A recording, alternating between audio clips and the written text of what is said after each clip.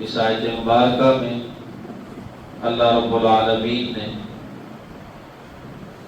امام کائنات، امام الانبیاء جناب محمد رسول اللہ صلی اللہ علیہ وسلم کا تعارف کروایا ہے، اور تعارف میں چند باتیں سمجھائی ہیں۔ پہلی بات، وما محمد الا رسول، محمد صلی اللہ علیہ وسلم اللہ کے رسول ہیں۔ جس طرح آپ سے پہلے اللہ کے رسول آئے اور چلے گئے، اسی طرح خاتم النبیین، خاتم الانبیاء، امام الانبیاء جناب محمد رسول اللہ صلی اللہ علیہ وسلم بھی ان رسولوں میں آخری رسول ہیں، اور اسی سلسلے کی اور رسولوں کی آمد کا اختتام آپ پر ہے۔ آپ اللہ کے رسول ہیں، اور آپ سے پہلے بھی اللہ پاک کے رسول آ چکے ہیں۔ تو رسالت کا منصب جناب رسول اللہ صلی اللہ علیہ وسلم کا سب سے بڑا تعارف ہے۔ دوسری بات، أَفَإِنْ مَاتَ أَوْ قُتِلَ، اگر اللہ کے رسول صلی اللہ علیہ وسلم اپنی طبی موت فوت ہو جائیں، أَوْ قُتِلَ، یا آپ کو شہید کر دیا جائے میدان جنگ میں، انقلبتم علی اعقابکم، تو کیا تم پھر جاؤ گے اپنی ایڑیوں پر؟ کیا تم چھوڑ دو گے اپنا ایمان، اپنا اسلام، اس سے پھر جاؤ گے؟ وَمَن يَنقَلِبْ عَلَىٰ عَقِبَيْهِ، اور یاد رکھو جو شخص بھی پھر گیا، اسلام سے پھر گیا، فَلَن يَضُرَّ اللَّهَ شَيْئًا، تو اس نے اللہ کا کچھ بھی نقصان نہیں کیا۔ وَسَيَجْزِي اللَّهُ الشَّاكِرِينَ، اور عنقریب اللہ شکر گزاروں کو بہترین جزا عطا کرے گا۔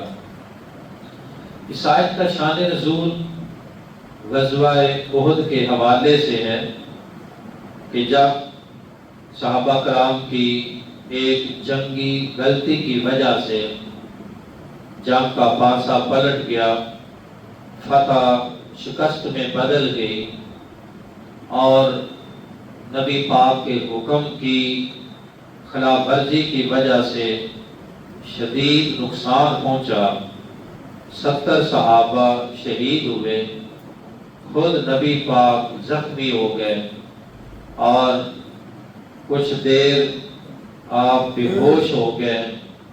ایک کافر نے آپ کے سر پہ پتھر مارا اور آپ کا سر زخمی ہو گیا، دانت سامنے کے دانت شہید ہو گئے۔ تو نبی پاک تھوڑی دیر کے لیے بے ہوش ہو کر احد کے جنگ میں ایک گڑھے میں گر گئے۔ ادھر سے اسی کافر نے جس نے پتھر مارا تھا، اس نے یہ آواز لگا دی، ان محمدا قد قتل، کہ محمد صلی اللہ علیہ وسلم قتل ہو گئے۔ یہ آواز جب مسلمانوں کے کانوں میں پڑی، پہلے ہی حواس باختہ تھے، دشمن کا اچانک حملہ تھا، قدم اکھڑے ہوئے تھے۔ جب نبی پاک کی شہادت کی خبر سنی تو ان کے دل بھی شکستہ ہو گئے، دل ٹوٹ گئے، ہمت ہار بیٹھے، اور یہ اپنے دل میں سوچنے لگے کہ اب لڑنے کا کوئی فائدہ نہیں، اب تو کافروں کے کمانڈر اس وقت ابو سفیان تھے، اس سے صلح کرنی پڑے گی، اس سے کوئی پناہ لینی پڑے گی، اور معاملہ ختم ہو گیا ہے، اللہ کے رسول شہید ہو گئے۔ نبی پاک تھوڑی دیر کے بعد ہوش میں آئے اور آپ نے آواز لگائی، کہ وہ مسلمانوں کہاں جا رہے ہو؟ میں محمد اللہ کا رسول ہوں، عبد المطلب کا بیٹا ہوں، میدان میں کھڑا ہوں، اور میری طرف آؤ، تم کہاں جاتے ہو؟ بس یہ آواز سننے کی دیر تھی، تمام صحابہ واپس پلٹے، نبی پاک کے گرد گھیرا کیا اور دوبارہ کافروں کا مقابلہ کیا۔ اللہ نے ایک بار پھر فتح سے ہمکنار کر دیا۔ اس آیت کا یہ شان نزول ہے، اس موقع پر یہ تعلیم دی گئی ہے، وَمَا مُحَمَّدٌ إِلَّا رسول۔ پہلی بات کہ محمد صلی اللہ علیہ وسلم اللہ کے رسول ہیں۔ قَدْ خَلَتْ مِن قَبْلِهِ الرُّسُلُ، آپ سے پہلے بھی کئی رسول آ چکے ہیں۔ أَفَإِن مَاتَ أَوْ قُتِلَ، اگر اللہ کے رسول اپنی طبی موت فوت ہو جائیں، او قتل یا میدان جنگ میں شہید ہو جائیں، انقلبتم علی اعقابکم، تو کیا تم اپنی ایڑیوں سے پھر جاؤ گے، منحرف ہو جاؤ گے؟ تم یہ سمجھتے ہو کہ اسلام بس نبی پاک کی ذات کے ساتھ ہے، کہ آپ دنیا سے چلے گئے تو اسلام ختم ہو جائے گا؟ اس غلط فہمی کو دور کر دو۔ پہلے بھی نبی آئے اور چلے گئے، اور امام الانبیاء نے بھی آخر ایک دن اس دنیا سے جانا ہے۔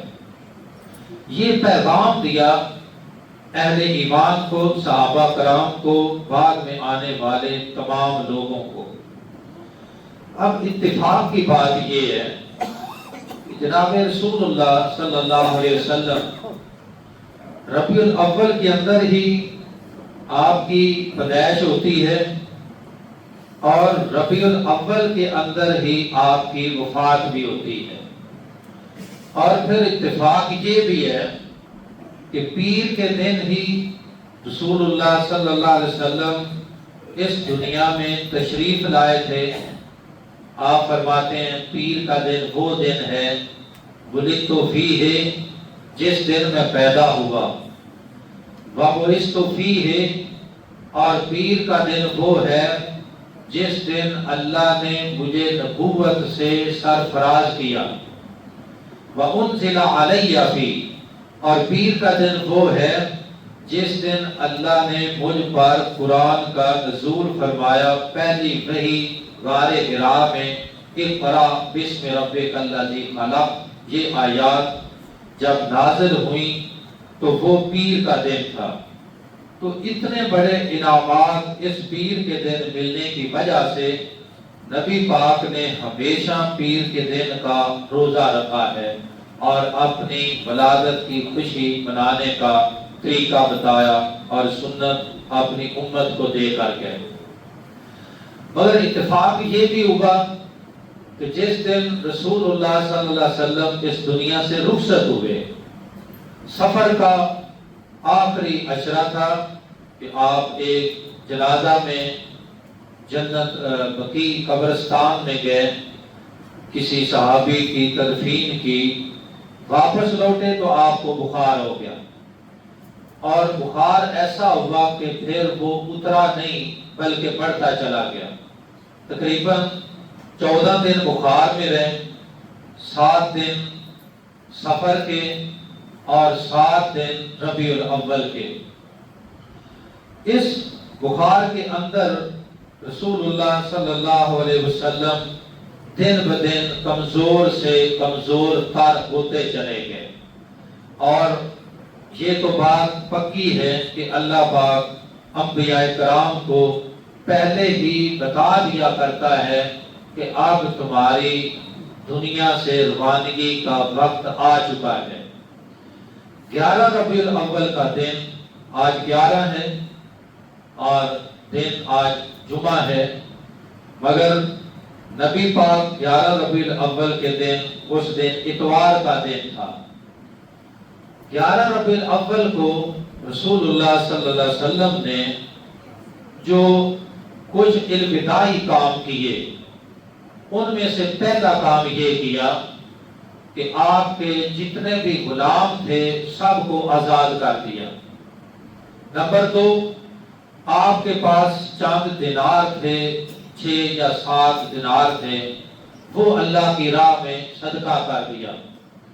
نمبر 3، آپ کے پاس کچھ جنگی ہتھیار تھے، کچھ تلواریں تھیں، وہ تلواریں آپ نے مسلمانوں کے لیے ہبہ کر دی۔ تو یہ الوداعی آثار تھے کہ اب چونکہ میں دنیا چھوڑنے والا ہوں، لہذا ان چیزوں کا میرے ساتھ اب کوئی تعلق نہیں ہے۔ جیسے بندہ الوداعی کام کرتا ہے، نبی پاک نے بھی الوداعی کام کرنے شروع کر دیے تھے۔ 11 تاریخ کو ان ساری چیزوں کا اہتمام کرنے کے بعد اب اگلا دن آتا ہے 12 ربیع الاول کا۔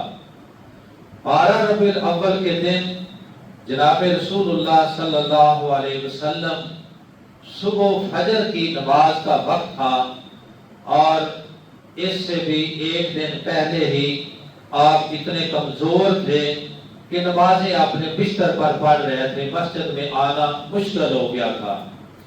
تو آپ نے فجر کی نماز جاری تھی، تو حجرہ مبارک کا پردہ جو لٹکا ہوا تھا، دروازہ مسجد میں کھلتا تھا، آپ نے اس پردے کو ہٹایا اور ہٹا کر دیکھا کہ ابو بکر صدیق رضی اللہ تعالیٰ عنہ مصلی امامت پہ ہیں، مصلی رسول پہ ہیں، صحابہ کرام پیچھے کھڑے ہیں، فجر کی جماعت شروع ہے۔ آپ دیکھ کر خوش ہو گئے، چہرے پر مسکراہٹ، اس وجہ سے کہ یہ میری محنت کا نتیجہ ہے، اور اس وجہ سے بھی کہ سارے صحابہ کرام سیدنا ابو بکر صدیق کی امامت میں نماز ادا کر رہے تھے۔ اتفاق بھی ہے، اتحاد بھی ہے، نماز کی پابندی بھی ہے، ادائیگی بھی ہے۔ اب صحابہ کرام چونکہ پہلے ہی بیتاب تھے نبی پاک سے ملنے کے لیے، تو نماز میں جب نظر پڑی نبی پاک کے حجرہ مبارک کی طرف یا آپ کے چہرے پر، تو صحابہ کرام کے اندر انتہائی بے چینی پیدا ہو گئی۔ قریب تھا کہ نماز توڑ کر سارے نبی پاک کے پاس چلے جاتے۔ خود ابو بکر صدیق رضی اللہ تعالیٰ عنہ نماز کے دوران ہی پیچھے ہٹنا شروع ہو گئے۔ انہوں نے یہ سمجھا کہ شاید اللہ کے رسول آنے لگے ہیں نماز کے لیے، تو میں پیچھے ہٹ جاؤں، مصلی خالی کر دوں۔ مگر نبی پاک نے ہاتھ کا اشارہ کیا کہ اپنی جگہ پہ برقرار رہو، نماز جاری رکھو، میں آ نہیں سکتا ہوں۔ یہ پیغام دینے کے بعد آپ نے وہ پردہ آگے کر دیا۔ اب نماز کے بعد سیدنا ابو بکر صدیق رضی اللہ تعالیٰ عنہ نبی پاک کے پاس گئے اور جا کر حال حوال پوچھا اور سمجھا کہ آج طبیعت کچھ بہتر ہے۔ تو حضرت ابو بکر صدیق رضی اللہ تعالیٰ عنہ کسی کام کے لیے مدینہ سے باہر چلے گئے۔ جناب رسول اللہ صلی اللہ علیہ وسلم نے بروز پیر 12 ربیع الاول آپ کی طبیعت اب جیسے سورج نکلتا ہے تو بخار کی شدت اور حدت بڑھنے لگ جاتی ہے۔ آپ نے اس دن جو الوداعی کام کیے، اس میں پہلا کام پیغام بھیجا اپنی بیٹی فاطمہ الزہرا کو کہ اپنے بچوں کو لے کر میرے پاس آؤ۔ حضرت فاطمہ رضی اللہ تعالیٰ عنہ اپنے بیٹوں حسن اور حسین کو لے کر نبی پاک کے پاس آ گئی۔ آپ نے کچھ الوداعی باتیں کی، اپنے لباسوں کو چوما اور حضرت فاطمہ کے کان میں کوئی بات کہی تو انہوں نے رونا شروع کر دیا۔ پھر دوبارہ کان میں کوئی دوسری بات کہی تو حضرت فاطمہ نے ہنسنا شروع کر دیا۔ تو بعد میں حضرت فاطمہ سے پوچھا گیا کہ تم ایک بات پر رونے لگ گئی، دوسری بات پہ ہنسنے لگی، اس کا سبب کیا تھا؟ تو انہوں نے کہا کہ پہلی بات نبی پاک نے یہ کہہ دی کہ اس بیماری میں اب میں ٹھیک نہیں ہونے والا بلکہ فوت ہو جاؤں گا۔ یہ خود اللہ کے رسول کہہ رہے ہیں اس دن جس دن آپ دنیا سے رخصت ہونے والے تھے. کہا اس بیماری سے اب میں ٹھیک نہیں ہوں گا, اللہ کے پاس چلا جاؤں گا. تو مجھے رونا آیا جدائی پہ. دوسری بات آپ نے کہی کہ رونے کی ضرورت نہیں, میرے بعد میرے خاندان میں اور میرے صحابہ میں, میرے اہل بیت میں سب سے پہلے تم ہی میرے پاس آؤ گے. اور یہی وجہ ہے کہ نبی پاک کی وفات کے 6 مہینے بعد حضرت فاطمہ الزہرا رضی اللہ تعالی عنہ وفات پا گئی تھی, اور نبی پاک کے اہل خانہ میں سے, آپ کے اہل بیت میں سے سب سے پہلے آپ کے پاس پہنچی, فوت ہو گئی. اب رسول اللہ صلی اللہ علیہ وسلم کی طبیعت خراب ہو رہی ہے, بخار کی شدت بڑھتی چلی جا رہی ہے, اور آپ کے پاس ایک پانی کا کٹورا تھا, اس میں ہاتھ بھگوتے اور اپنے چہرے پر پھیرتے گیلا ہاتھ, اور ساتھ یہ کہتے لا الہ الا اللہ ان للموت سکرات, ان للموت سکرات, کہ بے شک موت کی بے ہوشیاں ہیں. یہ ایسی بے ہوشیاں ہیں جو ہر ایک پہ آتی ہیں. خود رسول اللہ صلی اللہ علیہ وسلم بھی اس سے دوچار ہوئے تھے. پھر آپ نے حضرت فاطمہ رضی اللہ تعالیٰ عنہ فرماتی ہیں کہ میں نے جب آپ کی تکلیف کو دیکھا تو میں نے کہا ابا جان آپ کو بہت زیادہ تکلیف ہے. تو رسول اللہ صلی اللہ علیہ وسلم نے فرمایا کہ یہ آخری تکلیف ہے, اس کے بعد تمہارے بابا کو دوبارہ تکلیف نہیں ہوگی. پھر آپ نے اپنے ازواج مطہرات کو بلایا اور ان کو بھی کچھ نصیحتیں فرمائی. پھر صحابہ کرام کو بلایا, ان کے بارے میں بھی خیر کی باتیں کہیں, اور انصار صحابہ کرام کے بارے میں رسول اللہ صلی اللہ علیہ وسلم نے خصوصی وصیت فرمائی کہ انصار صحابہ کے ساتھ اچھا سلوک کرنا ہے اور ان کے ساتھ صلہ رحمی کا رویہ رکھنا ہے. فرمایا کہ لوگ بڑھتے چلے جائیں گے مگر انصار کم ہوتے چلے جائیں گے. یہ الوداعی باتیں تھیں, اور ان میں ایک بات یہ بھی تھی جو آپ نے صحابہ کرام کو کہی, پوری امت کو کہی. آپ نے فرمایا الصلاۃ الصلاۃ وما ملکت ایمانکم, کہ لوگوں نماز کی پابندی کرنی ہے, نماز کا خیال رکھنا ہے, نماز کا دھیان رکھنا ہے, اس میں کوتاہی نہیں کرنی. وما ملکت ایمانکم, اور جو لوگ تمہارے ماتحت ہیں, غلام ہیں, لونڈیاں ہیں, ان کے ساتھ اچھا سلوک کرنا ہے. یہ الوداعی باتیں ہیں. ان الوداعی باتوں کے بعد اپنی بیٹی فاطمہ سے بھی مل چکے, اپنی ازواج بیویوں سے مل چکے, صحابہ کرام سے مل چکے.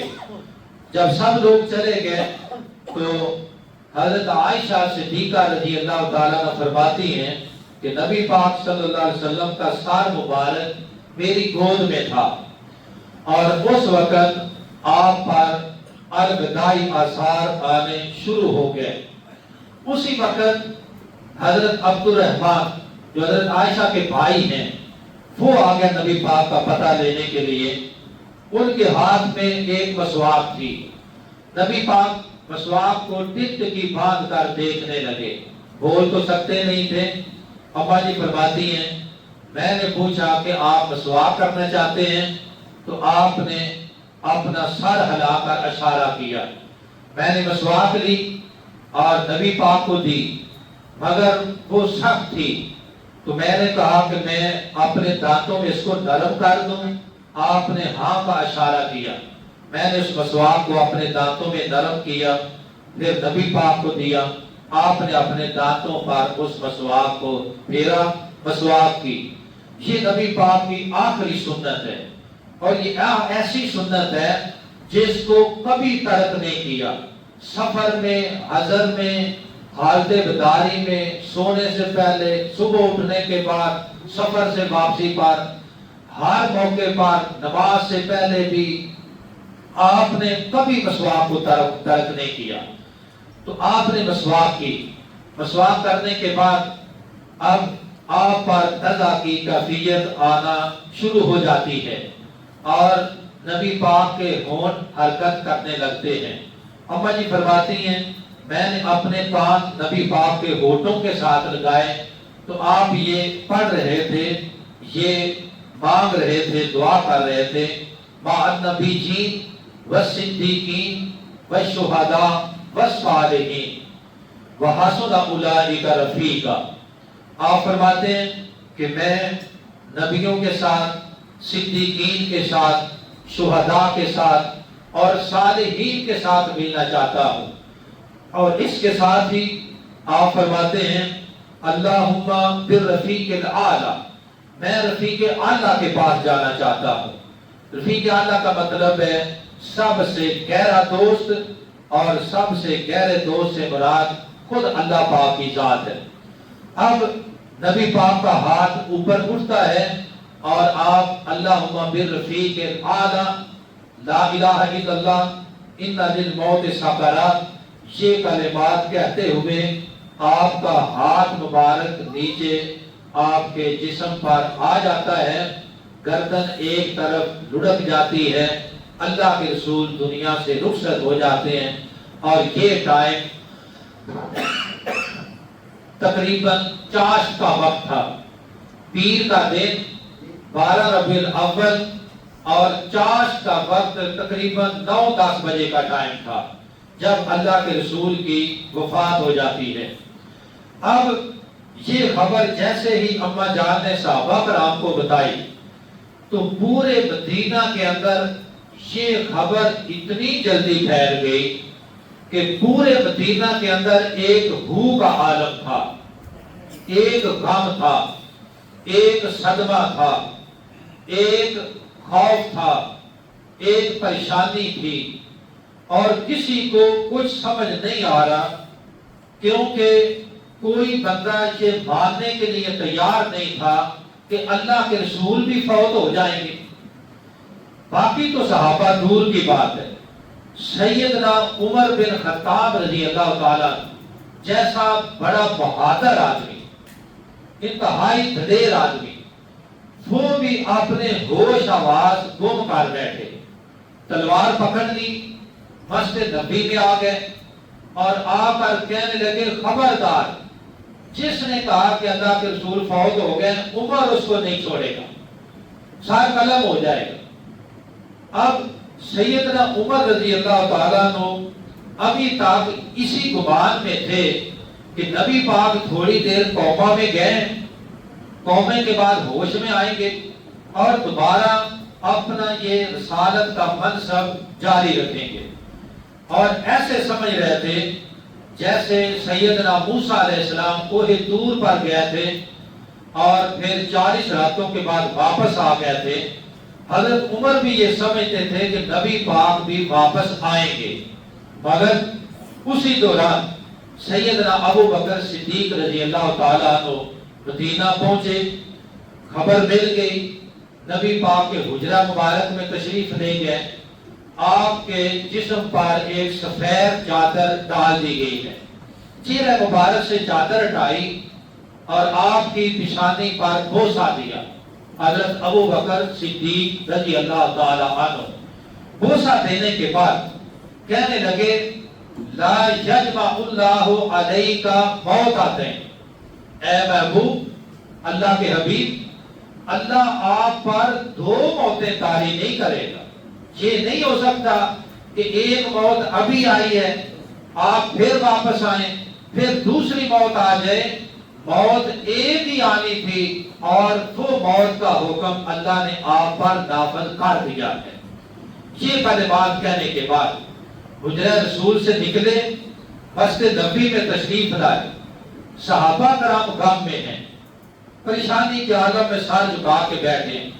حضرت عمر نے تلوار پکڑی ہوئی ہے، حضرت ابوبکر صدیق نے عمر سے کہا بیٹھ جاؤ، حضرت عمر نہیں بیٹھے کیونکہ وہ کوئی بات سننے کے لیے تیار نہیں تھے۔ حضرت ابوبکر صدیق سامنے کھڑے ہوئے، کھڑے ہو کر خطبہ مسنونہ پڑھا جو آپ نے ہر جمعہ میں سنتے ہیں۔ یہ خطبہ پڑھنے کے بعد قرآن مجید کی یہ آیت پڑھی، وَمَا مُحَمَّدٌ إِلَّا رَسُولٌ قَدْ خَلَتْ مِن قَبْلِهِ الرُّسُلُ أَفَإِن مَاتَ أَوْ قُتِلَ۔ محمد صلی اللہ علیہ وسلم اللہ کے رسول ہیں، آپ سے پہلے بھی رسول گزرے ہیں، اگر آپ کبھی فوت ہو جائے یا آپ کو شہید کر دیا جائے، انقلبتم علی اعقابکم، تو کیا تم دین سے پھر جاؤ گے، ایمان سے نکل جاؤ گے؟ ایسا نہیں ہو سکتا ہے۔ پھر ابو بکر صدیق رضی اللہ تعالی عنہ نے کہا، یہ تاریخ ساز الفاظ صحیح بخاری میں موجود ہیں، کہنے لگے من کان یعبد محمدا فإن محمدا قد مات، کہ لوگوں یہ بات سن لو کہ اگر کوئی تم میں سے عبادت کرتا تھا محمد صلی اللہ علیہ وسلم کی، تو آج میں یہ اعلان کرتا ہوں کہ محمد صلی اللہ علیہ وسلم فوت ہو چکے ہیں۔ وَمَن كَانَ يَعْبُدُ اللَّهَ، اور اگر تم عبادت اللہ کی کرتے ہو، فَإِنَّ اللَّهَ حَيٌّ لَا يَمُوتُ، تو پھر یہ بات یاد رکھو کہ اللہ پاک ہمیشہ سے زندہ ہے، زندہ رہے گا، اس پر کبھی موت نہیں۔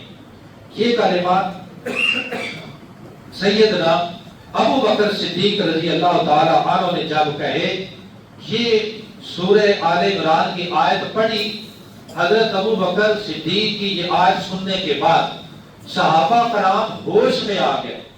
حضرت عمر کہتے ہیں کہ مجھے اس وقت یقین ہوا جب یہ آیت میں نے سنی، پہلے کسی کو یاد ہی نہیں تھا کہ یہ آیت بھی قرآن مجید میں موجود ہے، بس ہر کوئی یہی آیت پڑھ رہا تھا، وَمَا مُحَمَّدٌ إِلَّا رَسُولٌ، ہر کسی کی زبان پہ یہ آیت ہے۔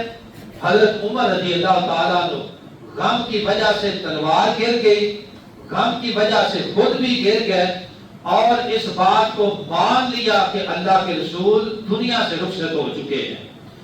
حضرت انس بن مالک رضی اللہ تعالیٰ عنہ فرماتے ہیں کہ جب اللہ کے رسول مکہ سے ہجرت کر کے مدینہ آئے تھے تو اس وقت خوشی کی ہماری انتہا تھی، سب سے روشن، سب سے تابناک اور سب سے خوشی والا دن وہ تھا جس دن اللہ کے رسول مدینہ میں داخل ہوئے ہجرت کے موقع پر، اور جس دن اللہ کے رسول دنیا سے رخصت ہوئے، پیر کا دن 12 ربیع الاول اشراق کا وقت، جب نبی پاک کی وفات کی خبر سنی تو اس وقت ہماری حالت یہ تھی کہ جیسے ہمارے سینوں پر بڑا ایک بھاری پتھر رکھ دیا گیا ہے، ہمیں کسی بوجھ کے نیچے دبا دیا گیا ہے، دل بیٹھ گئے اور ہوش حواس گم ہو گئے، آنکھوں کے آگے اندھیرا ہو گیا، اور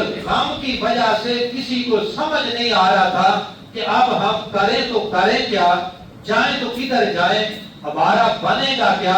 اللہ کے رسول دنیا سے رخصت ہو گئے۔ سیدہ فاطمہ الزہرا رضی اللہ تعالی عنہا کہنے لگی، یا ابتاہ، یہ صحیح بخاری میں الفاظ ہیں، کہنے لگی یا ابتاہ اجاب ربن دعاہ، اے ابا جان، آپ نے اپنے رب کی دعوت کو، اور یہ پیغام موت کا پیغام تھا، اس کو قبول کر لیا ہے۔ یا ابتاہ ان فی الجنت الفردوس مأواہ، اے ابا جان، آج آپ نے اپنا ٹھکانہ جنت الفردوس کے اندر بنا لیا ہے۔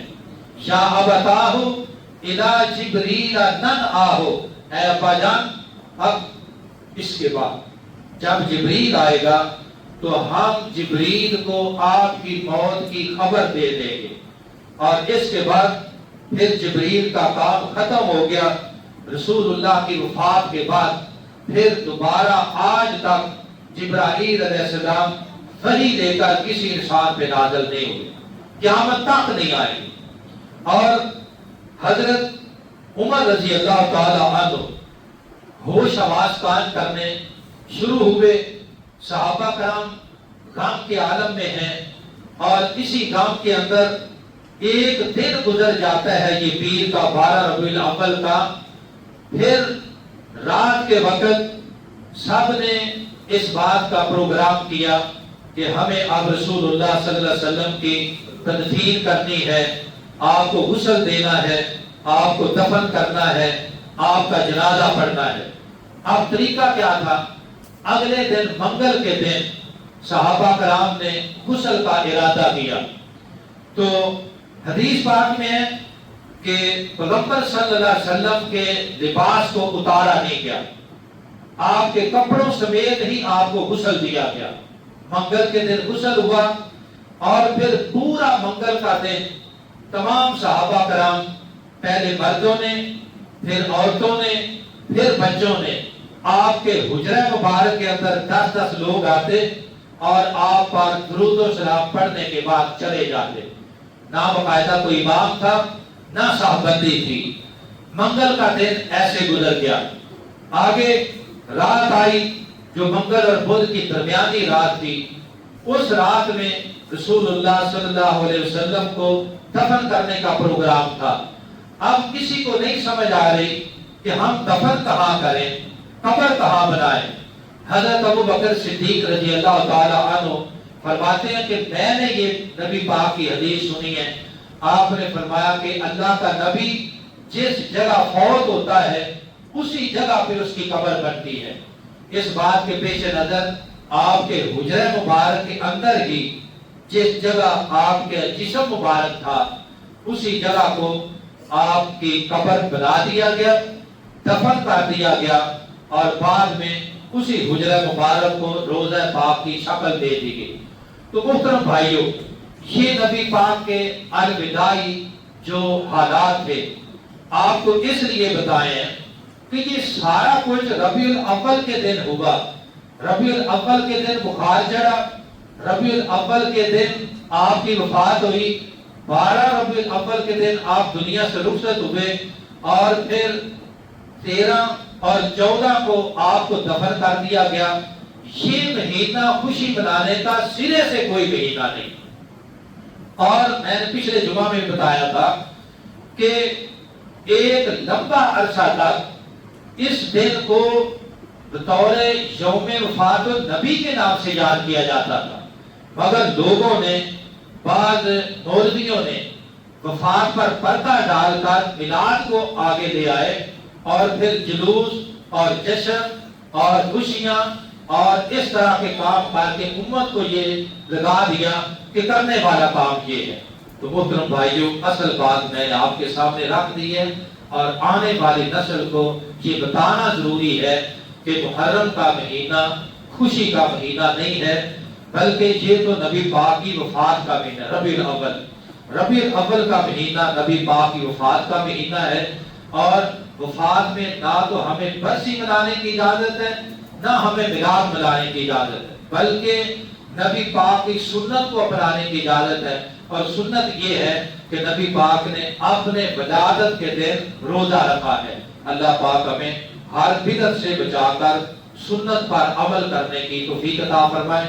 وآخر دعوانا الحمدللہ رب العالمین۔